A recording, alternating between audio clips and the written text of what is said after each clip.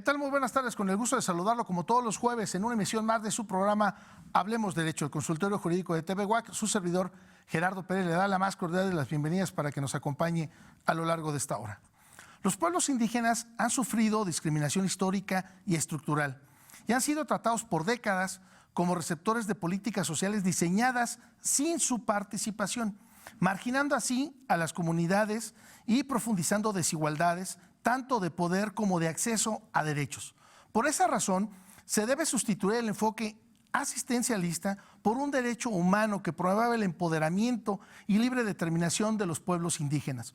La Constitución Política de los Estados Unidos Mexicanos, en su artículo 2, señala el derecho de los pueblos indígenas a la libre determinación se ejercerá en un marco constitucional de autonomía que asegure la unidad nacional. El reconocimiento de los pueblos y comunidades indígenas se hará en las constituciones y leyes de las entidades federativas, las que deberán tomar en cuenta, además de los principios generales establecidos en los párrafos de este artículo, tales como criterios etnolingüísticos y de asentamiento físico. En este sentido, me parece fundamental que el tema de los derechos humanos recupere la propia voz de los indígenas y los afrodescendientes, con la convicción de que nunca más podamos pensar en un México sin su aportación. El tema de esta tarde, los derechos de los pueblos indígenas y afromexicanos. Acompáñenos. Perspectiva. Diálogo. Interacción ciudadana. Hablemos Derecho. El consultorio jurídico de TV UAC. Con Gerardo Pérez Alvarado y Laura Méndez Olivares. Comenzamos. Licenciada Laura Méndez, muy buenas tardes, con el gusto de saludarte como todos los jueves. ¿Cómo está, licenciado? Buenas tardes, pues igualmente para mí es un placer saludarlo y también dar la bienvenida a todas las personas que muy amablemente y como cada semana nos siguen a través de las transmisiones de TV UAC. Quiero recordarles que este programa se transmite todos los días jueves a las 6 de la tarde y también puede ver las retransmisiones en la señal de TV UAC los fines de semana, así como en redes sociales. Aparecemos en vivo en el canal 24.1 de Televisión Abierta, el 124 de Megacable, el 24 de Axtel, el 14 de Easy, entre otros sistemas de televisión por paga. Y también puede buscarnos en redes sociales, en Facebook o en YouTube, como Hablemos Derecho, el consultorio jurídico de TV UAC. Así, todo el nombre completo. Por este medio subimos contenido semanal, los programas completos están ahí a su disposición si es que tiene interés en ver nuevamente alguno de los temas que hemos abordado en esta mesa de trabajo, y también por estos medios lo invitamos a que se ponga en contacto con nosotros. Estamos siempre al pendiente de usted y puede hacernos llegar sus dudas, sus comentarios, incluso si es de su interés que abordemos algún tema legal en específico. Háganos llegar sus comentarios a través de mensaje privado en Facebook y de esa manera es que nutrimos el contenido de este programa. Nos damos a la tarea de buscar expertos conocedores en ciertas áreas del derecho con la finalidad de disipar dudas recurrentes de la ciudadanía en general y por supuesto también de la comunidad estudiantil o de nuestro gremio, de nuestros colegas abogados. Pues bien, fíjense que primeramente agradecer enormemente que haya aceptado la invitación nuestra invitada, y para no demorar mucho en el tema, porque pues es muy amplio, me gustaría, licenciada Laura Méndez, si pudieras presentar a nuestra invitada. Con mucho gusto les comento que el día de hoy está con nosotros a la distancia la licenciada María Celeste Sánchez Sujía. Ella es senadora de la República y para que la conozcamos mejor les comento que ella es licenciada en Derecho y también doctoranda en Ciencias Biomédicas, entre otras actividades en las que ella ha destacado. Es investigadora en ciencia básica, emprendedora social y activista en pro de las causas de grupos en situación de vulnerabilidad. Su desarrollo académico en la disciplina neurocientífica se orienta a conocer los cambios en la conducta que son modulados por procesos neuronales. En el campo social se ha encauzado al análisis interseccional. Como emprendedora y activista, la licenciada Celeste Sánchez ha colaborado y se ha enfocado en la incidencia para fomentar una cultura y prácticas de respeto a las diversidades, el fortalecimiento de los migrantes y mujeres afroamericanos, así como de los derechos de los niños, niñas y adolescentes y la población vulnerable. También ha combatido el abuso sexual infantil, la exclusión y la violencia en contra de personas y grupos por su pertenencia a múltiples categorías sociales. Entre otras actividades, en estas se ha destacado la licenciada Celeste, a quien le damos la bienvenida y le agradecemos, por supuesto, que haya aceptado la invitación para acompañarnos en este espacio a la distancia. Licenciada Celeste, buenas tardes y bienvenida. Hola, buenas tardes. Muchas gracias por la invitación. Pues, senadora, si me lo permites, a mí me gustaría prácticamente a un par de meses, bueno, pues a un mes, ¿verdad? Pues estamos en julio, en agosto, a celebrar el Día Internacional de los Pueblos Indígenas. ¿Cómo visualizas? ¿Vamos avanzando? ¿No vamos avanzando? ¿En qué momento nos encontramos? Y te lo quiero comentar, estimada senadora, porque fíjate que estaba leyendo hace un par de días un libro que se llama La hipoteca social, de David Noel, y cuando lo estaba ahí checando, veía que decía que tenemos 10 pecados capitales. Y uno, bueno, varios, ¿verdad? Pero cualquiera pensaría que podría ser, pues, la delincuencia como un problema social, por supuesto la pobreza, por supuesto la corrupción, y no, él hablaba, este autor, nos señalaba que uno de los grandes problemas que tiene nuestro México es lo que tiene que ver con el machismo. Y que si no logramos superar eso, muy difícilmente podemos avanzar en otras cuestiones, por supuesto, de impacto social. Y por eso de ahí viene la situación de cómo ves, cómo nos encontramos, y tú desde el Senado de la República, que es la máxima representación que tenemos para crear normas, ¿cómo lo visualizas? Sí, bueno, como bien lo dicen, a casi ya un mes del Día Internacional, y ahora por lo que hemos visto que ha llegado, bueno, una iniciativa a la Cámara de Senadores en la cual se nombra a la población al Día Nacional de los Pueblos Indígenas como el 9 de agosto. Entonces, bueno, vemos que ha habido un gran avance, y lo vemos en que hay un instituto, en que en realidad pues ya no se nombran como dialectos, sino que son lenguas, ¿no? Como bien deberían de haberse llamado desde el inicio y todo esto, pero sabemos que hay grandes retos que todavía no hemos superado, ¿no? Como es la discriminación, el racismo, como es dentro del grupo indígena y del grupo afrodescendiente, como también se ve envuelto el tema del machismo, ¿no?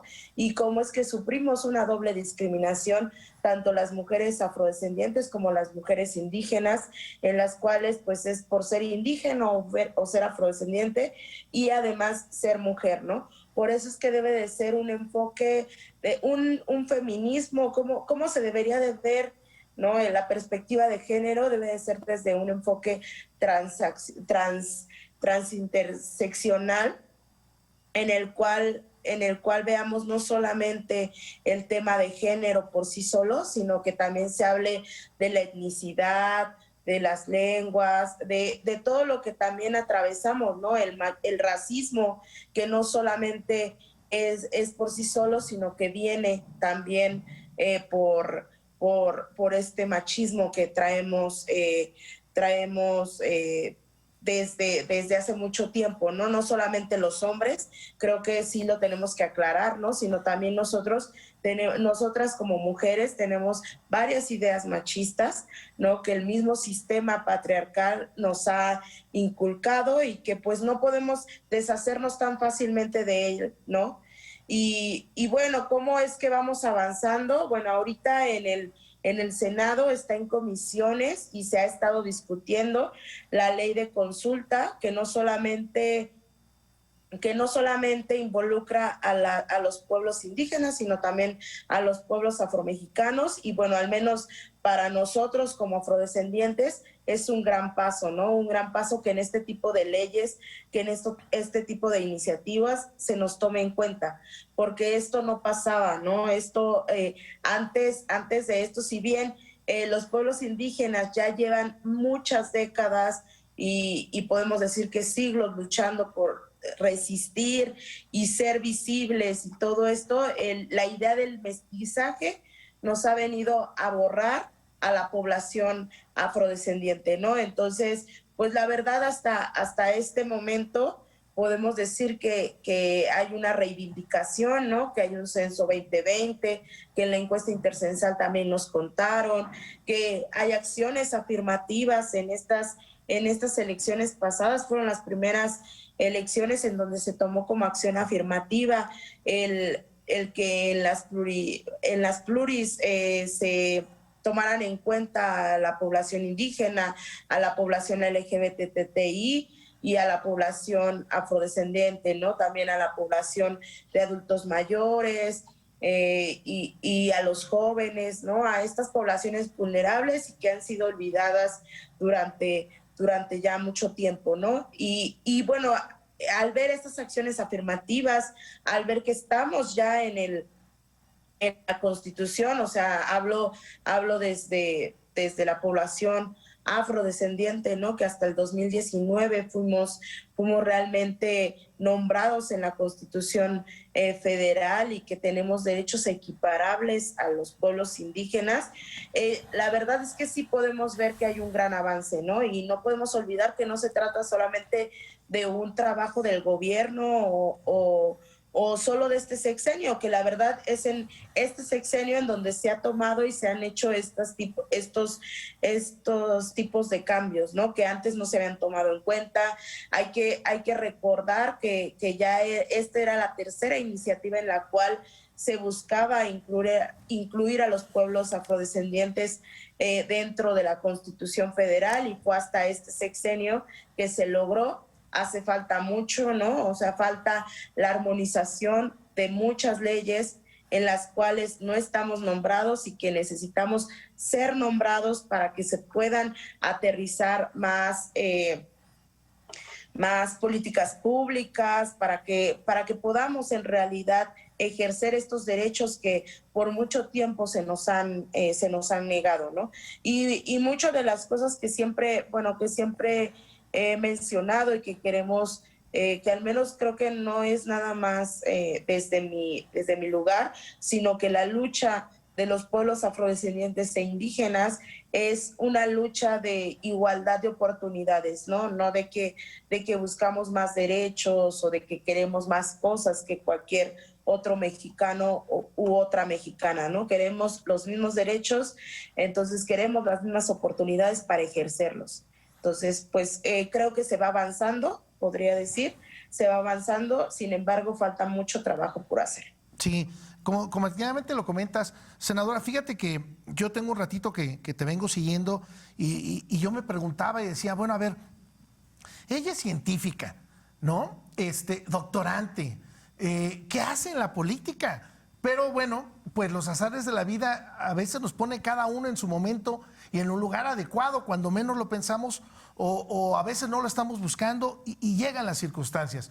Y esto lo comento porque tienes proyectos de investigación desde el punto de vista neuro o lo que tenga que ver con el cerebro, desarrollo neuronal, etcétera, etcétera. Pero cuando te escuchaba yo en algunos videos de cómo con un apasionamiento para defender, correcto, a los pueblos afromexicanos y los derechos humanos que revisten los pueblos indígenas, yo leía, entonces dije, bueno, me voy a adentrar un poco más.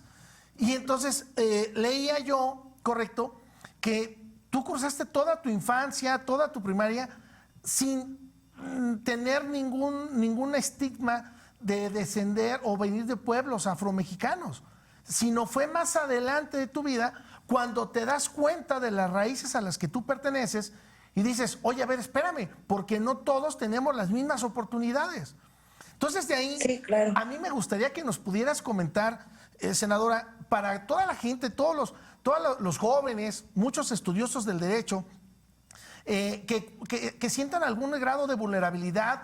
Te estoy hablando porque en Querétaro tenemos, de los 18 municipios que conforman, tenemos por lo menos el municipio de Huimilpan, el municipio de Tolimán, el municipio de Amialco, como con algunas comunidades indígenas.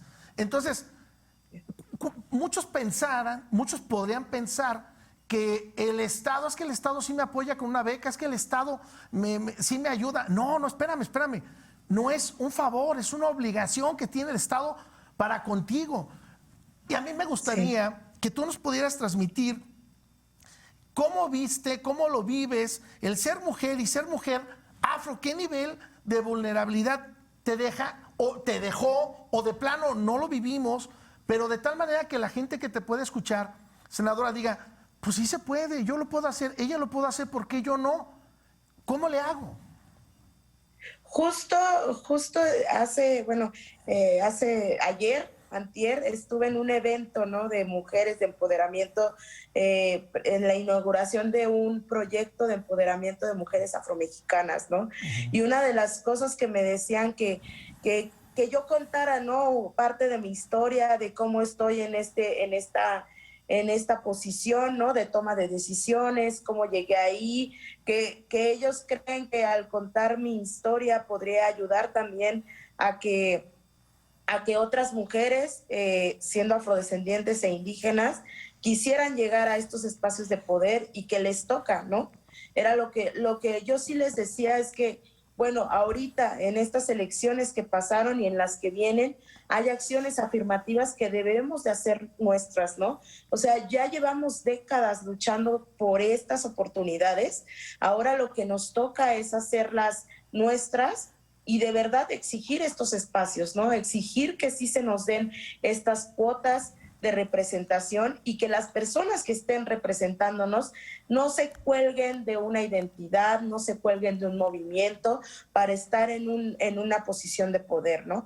Entonces, lo que yo sí les decía, o sea, creo que una de las cosas muy, muy importantes para empoderarnos como mujeres afromexicanas o indígenas es conocer nuestra historia.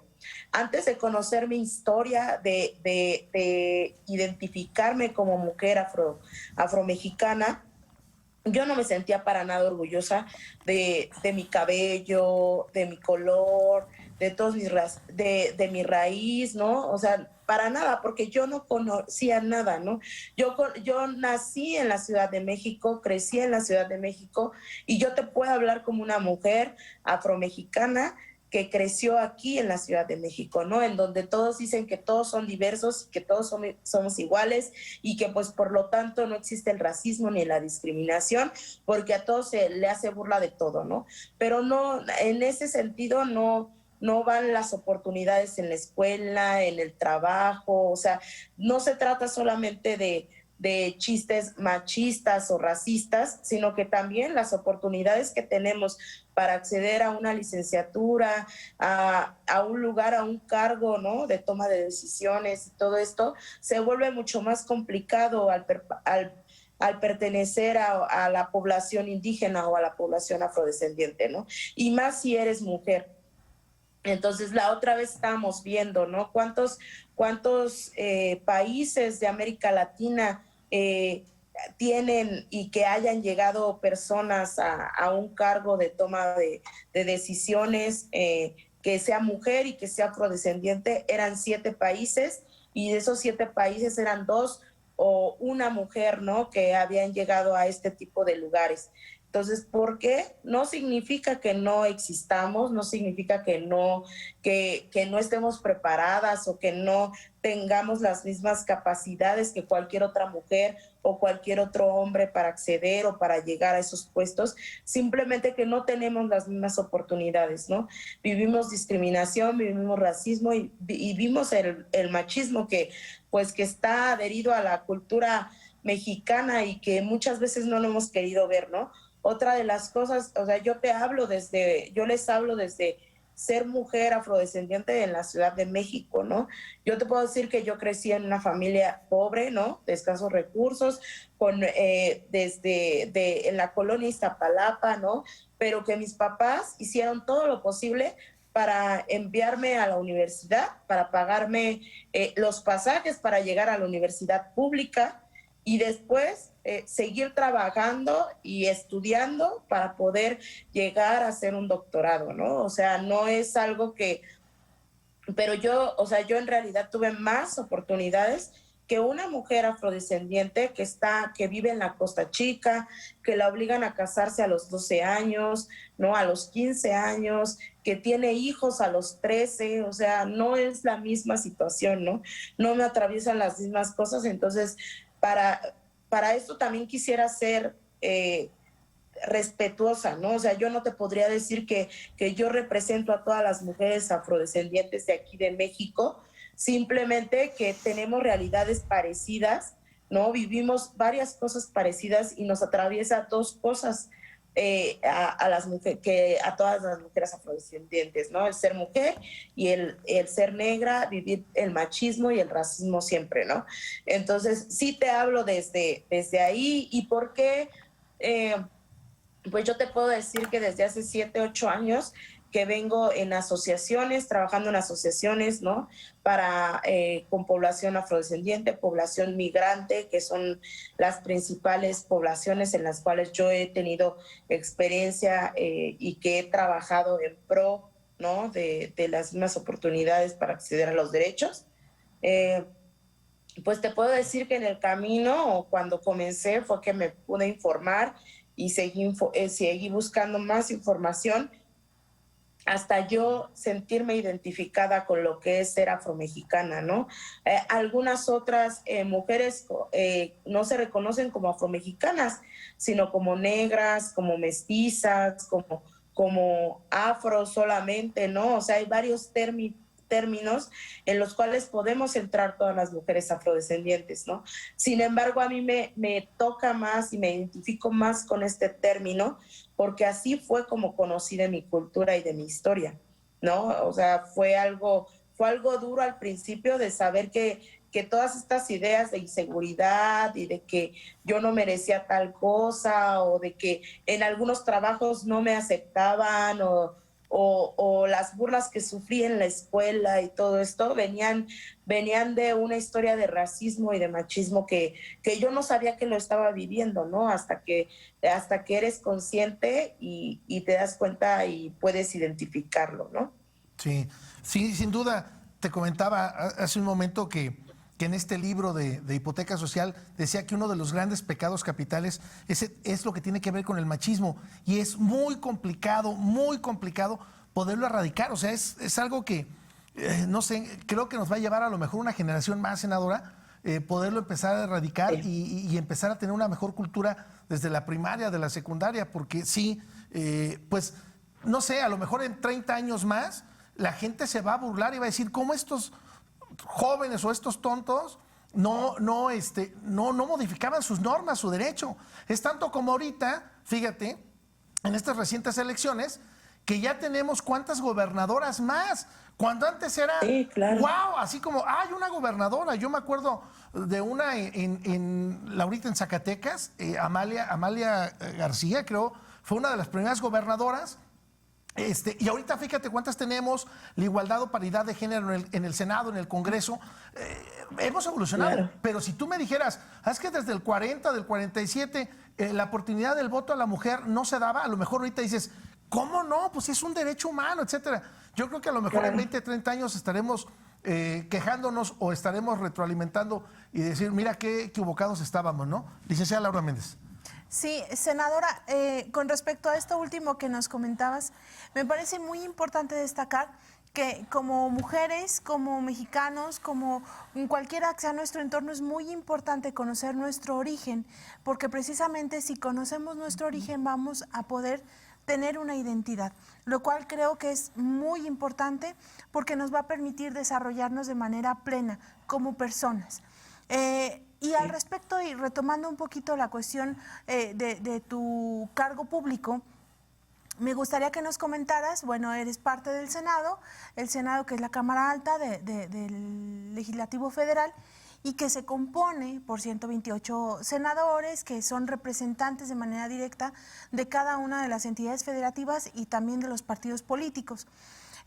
Con respecto a esta cuestión de los derechos humanos de los pueblos indígenas, de las mujeres, de los niños, niñas, adolescentes, ¿cuál es el papel, cuál es la función que desempeña un senador desde su curul para precisamente favorecer, beneficiar, incluso legislar en pro de estos grupos vulnerables? ¿Cuáles son las aportaciones? ¿Cuáles son las facultades incluso que la Constitución les confiere en este sentido? Es decir, desde tu trinchera, ¿de qué manera es que aportas a estas situaciones? Queda poco tiempo antes de irnos al corte, entonces pues igual que podamos desarrollar un poco esta idea, senadora, y continuarla Claro. después del corte. Por favor, adelante. Sí, bueno, ¿qué tenemos que hacer aquí creo que algunas de las cosas cuando estamos del otro lado, ¿no? Decimos, ¿por qué no cambian tal ley? ¿Por qué no hacen tal cosa? ¿No? Y esas cosas, simplemente que nosotros como Cámara Alta tenemos algunas facultades y otras las tiene la Cámara de Diputados, ¿no? Nosotros no podemos tocar el presupuesto, quien toca el presupuesto es la Cámara de Diputados, ¿no? Quien sabe hacia dónde va el presupuesto y cómo se distribuye es allá. A nosotros qué nos toca, ¿no? Aprobar y también llevar iniciativas como las de la modificación o el aporte que se hizo para el artículo 2, en donde se agrega a la población afrodescendiente, ¿no? Y se equiparan sus derechos al de las poblaciones indígenas, ¿no? Esto hacer puntos de acuerdo, en el cual se exhortan a autoridades a que se modifiquen o que se les llame la atención o en realidad no llamar la atención, sino que sepan que estamos al tanto de lo que está pasando y que si algo no se está llevando conforme a derecho, ¿no? O sea, que se busque una explicación o se modifique algo, ¿no? De esto. Llegan minutas a la Cámara de Senadores, es decir, iniciativas que ya fueron aprobadas en la Cámara de Diputados, llegan como minutas y nosotros se distribuyen en las comisiones dependiendo de dónde les toque, ¿no? Acá pueden llegar, o sea, yo tengo 6 comisiones, o sea, soy integrante de 6 comisiones, en una soy secretaria, estoy en seguridad social, en cultura, en asuntos indígenas, asuntos migratorios, ciencia y tecnología, que son en realidad más afín con mi formación académica y de activista, ¿no? Entonces, de ahí, pues llegan las minutas o nosotros enviamos las iniciativas dependiendo de cada una de las senadoras o senadoras que envíen, ¿no? Estas minutas, llegan a comisiones. En las comisiones se hacen modificaciones o podemos hacer modificaciones, o si bien se llega a un acuerdo en toda la comisión, que eso es muy, muy raro, se deben de hacer algunas modificaciones y de ahí se lleva al pleno, ¿no? Y en el pleno es cuando se vota y si hay alguna modificación de algún otro legislador, lo que se hace es que se mete como reserva y en dado caso se aprueba en lo general, que es como se envía, ¿no? Que es lo principal en realidad de la iniciativa, y si hay reservas, ya toca ver si se aprueban o no se aprueban esas reservas, y si se aprueba también tanto en lo general como en lo particular. Entonces, y ya de ahí es como se puede ver una modificación en algún artículo de la Constitución, ¿no? En alguna ley, ¿no? Se vuelven a... También la ley de ciencia y tecnología, que pues todavía está en esto de la construcción de esta nueva ley, ¿no? Para que llegue al Senado o llegue a diputados. Depende, o sea, si son iniciativas desde el Ejecutivo, él o alguien más también depende hacia dónde va, ¿no? Si a la Cámara de Diputados o a la Cámara de Senadores. Entonces, esas son nuestras tareas como legisladores, pero también hay más tareas, ¿no? Que es este tipo de atención ciudadana. O sea, nosotros nos debemos a quienes Senadora, nos ¿te parece dieron bien? su voto, ¿no? Exacto. ¿Te parece bien si hacemos una pausa en este momento para regresar Claro. con lo que tiene que ver con la atención ciudadana en este bloque? Sí, claro. ¿Cómo va permeando? Vamos a la pausa de este primer bloque de su programa Hablemos Derecho. Vamos a la pausa y regresamos. Regresamos.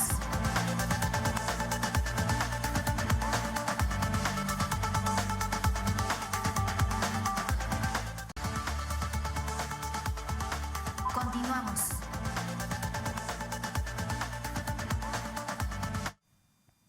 Ya estamos de regreso. Usted nos hace favor de sintonizar en este momento. Le recuerdo que este es su programa Hablemos Derecho, el consultorio jurídico de TVWAC, y nos hace favor de acompañar a la distancia la senadora María Celeste Sánchez Surgía, con la cual estamos hablando el tema de los derechos de los pueblos indígenas y afromexicanos.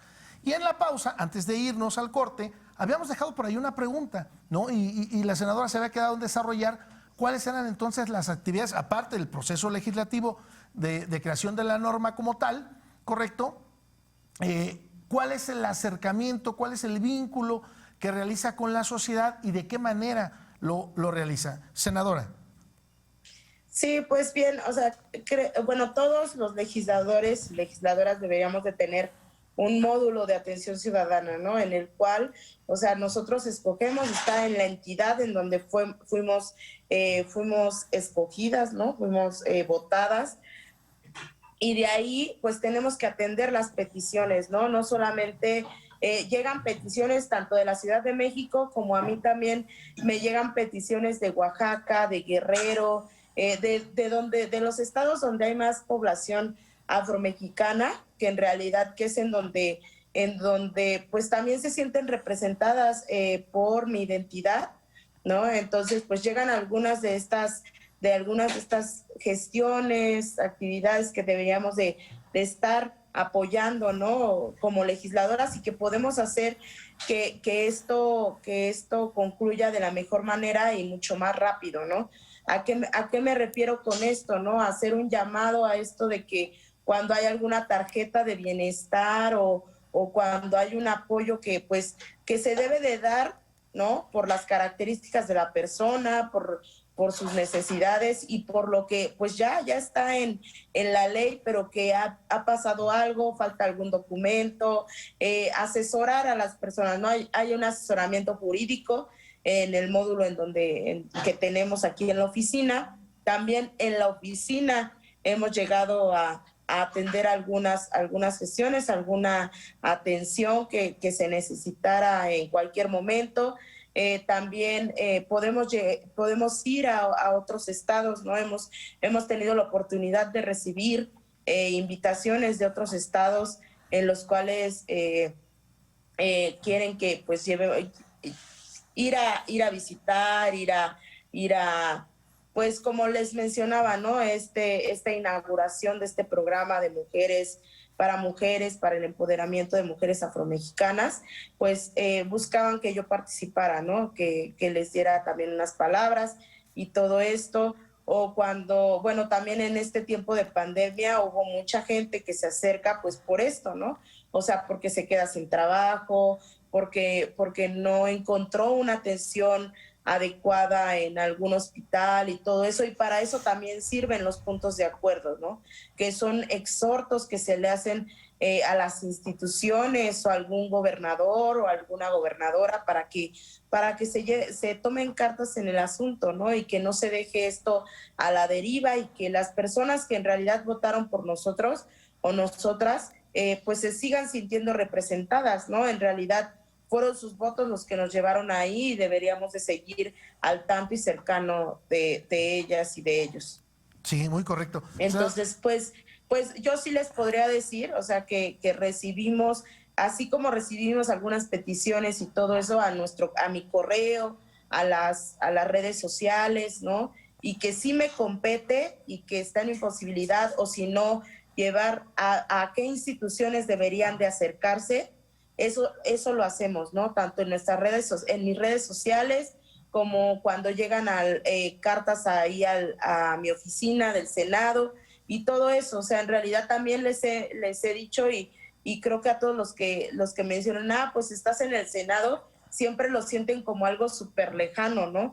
Y les decimos que no, o sea, en el Senado deberían de poder entrar cualquier persona, ¿no? A visitar, a hacer peticiones, a conocer el lugar, ¿no? Entonces, pues que hagan valer ese derecho y que puedan llegar y pedir una reunión con nosotros o nosotras y que pues siga habiendo esta comunicación, ¿no? Sí, si podemos aprovechar de una vez, senadora, ¿cómo te pueden contactar? ¿Cuál es la forma de contacto que tienes? En Facebook estoy como Celeste Sánchez. Sujía. Ok. Y en Twitter también igual como Celeste Sánchez Sujía. Entonces, si quieren, les enviamos, ponemos como las redes, y mi correo es celeste.sanchez@senado.gov.mx. Ok. Entonces, todos los correos, todos los mensajes siempre los vemos, y si no hay forma de que nosotros lo podemos atender o darle seguimiento, o sea, también se los hacemos saber, ¿no? Para que esto no quede como a la deriva y así. Sí, claro, por supuesto. Creo Laura que Méndez. es importante que las personas sepan que, por supuesto, el poder político se distribuye entre varias personas. Como lo comentabas hace un momentito en el primer bloque, pues un senador no tiene competencia o no tiene facultades para resolver cualquier tipo de problemas. Son ciertas funciones las que tiene. Sin embargo, creo que es importante este acercamiento que hay. Y como lo comentas, bueno, si no está en posibilidades un senador de resolver cierta problemática, sí tiene posibilidades de canalizar a lo mejor a las personas con la autoridad que corresponda o de alguna manera tratar de orientarlos. Creo que eso es algo muy valioso. Y con respecto a esto, senadora, me gustaría que nos comentaras de qué manera es que el Estado como ente político en lo general, garantiza o tiene que garantizar el derecho, particularmente del respeto a los derechos humanos de pueblos indígenas y de comunidades vulnerables, porque posiblemente existen una cantidad determinada de leyes que protegen, por ejemplo, a los grupos indígenas, tratados incluso internacionales, sin embargo sigue existiendo violaciones a los derechos humanos de los pueblos indígenas. Y cuando esto sucede, pues a lo mejor está la legislación, a lo mejor está la parte teórica que protege los derechos humanos en el papel. Pero ¿de qué manera es que estas comunidades vulnerables, cualquier persona que se sienta agraviada en sus derechos humanos, de qué manera es que puede hacerlos valer? ¿A dónde debe de acudir? Sí, una de las instancias a donde se tendría que recurrir es a CONAPRED, ¿no? Cuando se sufre un acto de racismo, de discriminación, CONAPRED es el que acompaña y es el que recibe las quejas. Sin embargo, no tiene la facultad de multar, de castigar, o no hablemos de castigar, ¿no? Sí, de multar a las personas que ejercen este tipo de violencia, como es el racismo y la discriminación. Y en ese punto lo tenemos pendiente, ¿no? De saber qué se debería de hacer con estas personas, ¿no? Que hablan o dicen chistes racistas, discriminatorios en las redes sociales, no solo en las redes sociales, ¿no? Sino que son altos funcionarios y tienen estos tipos de comentarios, y que no solamente sirva esto de que lo suben a redes sociales y que todo el mundo se entere y que a veces pues renuncie o lo hagan renunciar a esta persona, ¿no? Eso no debería de solamente pasar por redes sociales, sino que debería de haber una sanción del por qué, o sea, que ejercen este tipo de violencias a población vulnerable, ¿no? Entonces, de hecho, como bien lo dices, en la legislación ya está. O sea, ya está que son equiparables a cualquier persona, son mexicanos o mexicanas que deberían de acceder y tener las mismas oportunidades, a los mismos derechos, o sea, a tener los mismos derechos y a no sufrir discriminación, a no sufrir racismo, a no sufrir machismo. Sin embargo, se ve normalizado en nuestra sociedad, en la cual nos parece chistoso cualquier comentario racista o misógino o de cualquier tipo, ¿no? Entonces, creo que también una de las cosas es pensar en cómo, una de las tareas es buscar cómo informar a la gente, ¿no? Porque si bien ya están en la ley, ya está establecido varios de estos puntos, ¿no? Cuando llegan con nosotros y nos dicen es que tal y pasó esto y esto, y vemos que ya está, es que es falta de información a todas las personas. O sea, de nada sirve que nosotros estemos legislando o que nosotros vamos a a poner esta iniciativa, vamos a hacer lo de los pueblos, de la consulta a pueblos afromexicanos e indígenas. O sea, esto se debe de llevar a la práctica, pero también hacer que se divulgue esta nueva ley, esta nueva iniciativa, ¿no? De que, mira, pues ya debes de tener, tienes estos derechos a la participación política, ¿no?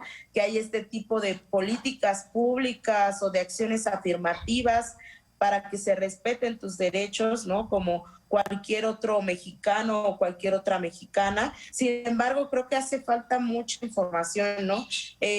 Porque les digo, o sea, creo que también a nivel de paridad, ¿no? Tanto en estos puestos como en otros lugares, o sea, hemos ido avanzando, al menos en la legislatura pasada, pero no hay tanta información al respecto, y creo que también esa debería de ser nuestra tarea como legisladores, ¿no? Y tenemos que hacerlo público, ¿no? Que no solamente se quede en las cámaras y decir, pues sí se está mejorando tal y tal ley, pero pues también convertirla en políticas públicas, porque si queda solamente en el papel, pues de nada sirve. Sí, muy correcto. Fíjate que me gustaría aportar, senadora, si tú me lo permites, ahondando un poquito más a la CONAPRED, que a lo mejor la gente lo vea medio lejano y dice, bueno, ¿pero qué es? Yo también quiero comentarles que efectivamente uno de los padecimientos que se tiene pues es la discriminación. Te comentaba, ya lo señalábamos, pero por lo menos en nuestro código del estado de Querétaro sí se encuentra contemplado el delito de discriminación y tiene una penalidad de 1 a 3 años de sanción. ¿Pero qué implica la discriminación? Es por razón de sexo, de edad, embarazo, estado civil, raza, idioma, religión, ideología, orientación sexual, color de piel, nacionalidad, origen o posición social, trabajo o profesión económicas, discapacidad o estado de salud. Si realizan estas conductas, sí tienen sanción y pueden acudir a denunciar a la Fiscalía del Estado el delito de discriminación. Repito, que tiene una penalidad de 1 a 3 años. Yo de ahí sería importante, bueno, pues tener o homologar el Código Penal Federal, porque luego no todas las entidades federativas tienen los mismos delitos. Eso sería verdaderamente también muy importante. Fíjate que en esa parte, cuando tú mencionas cuáles son las formas de discriminación o cuáles son las que toman, ¿no? Uh-huh. Y todo eso, cuando mencionas lo de raza, o sea, a nosotros o los cercanos al tema de población afrodescendiente, o sea, cuando tú menciones toda esta ley, ¿no?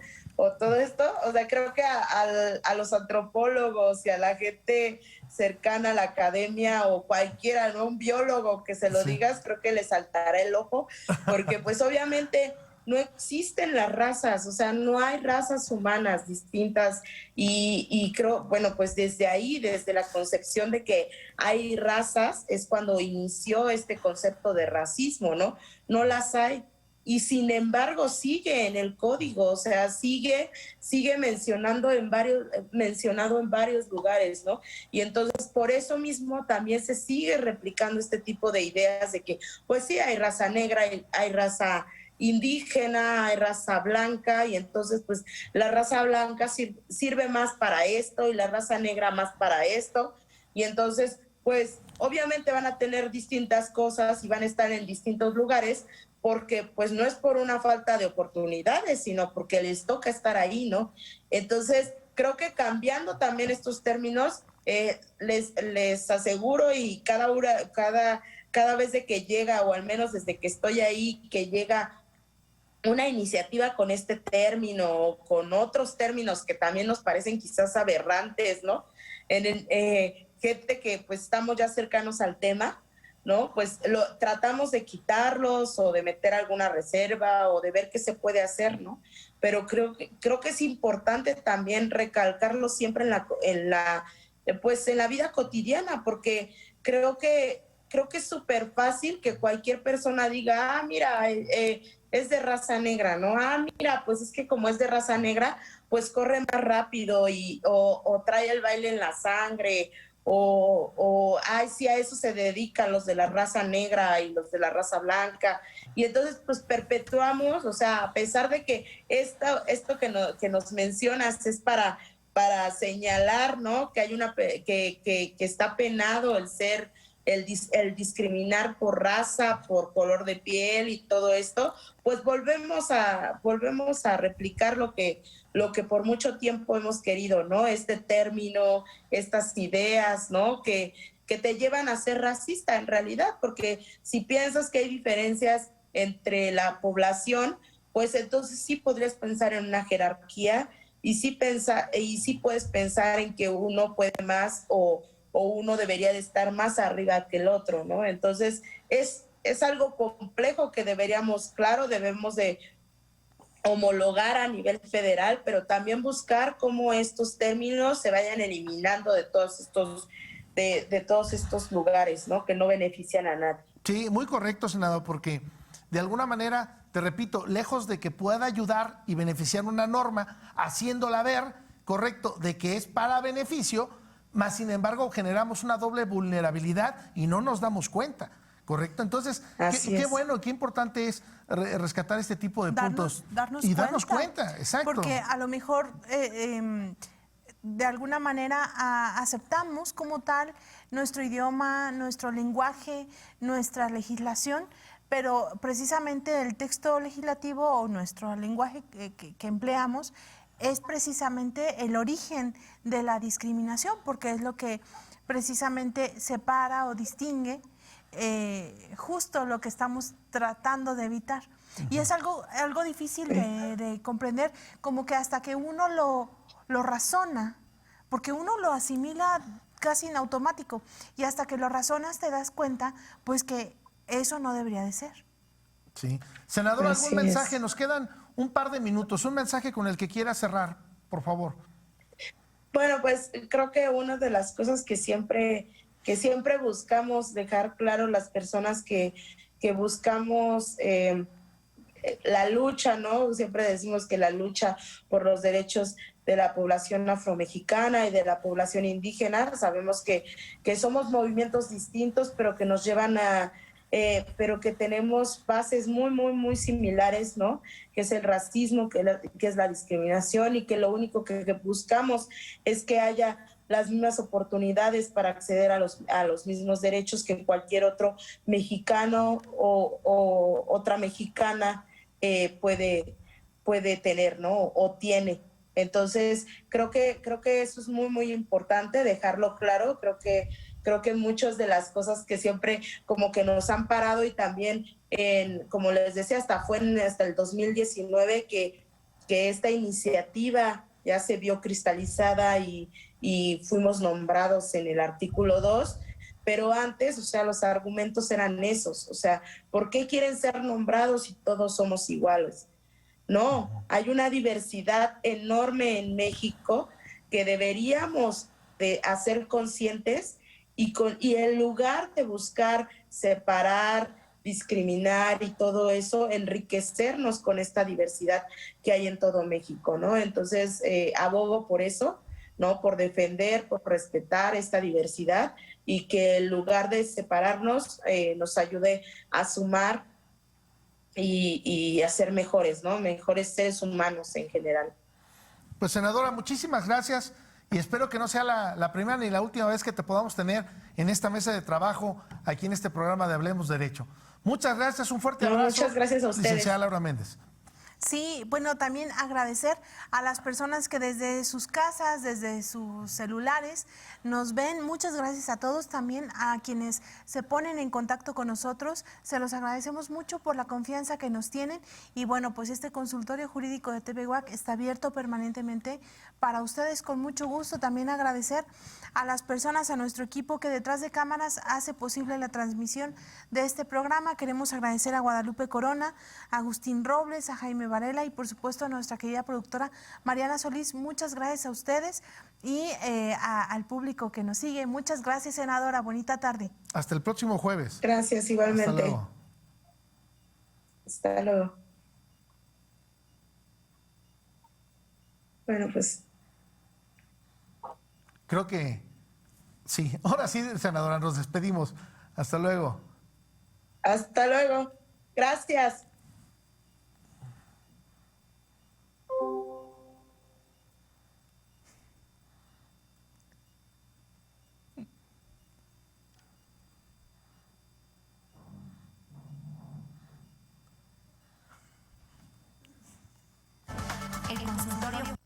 El consultorio jurídico de TV WAC.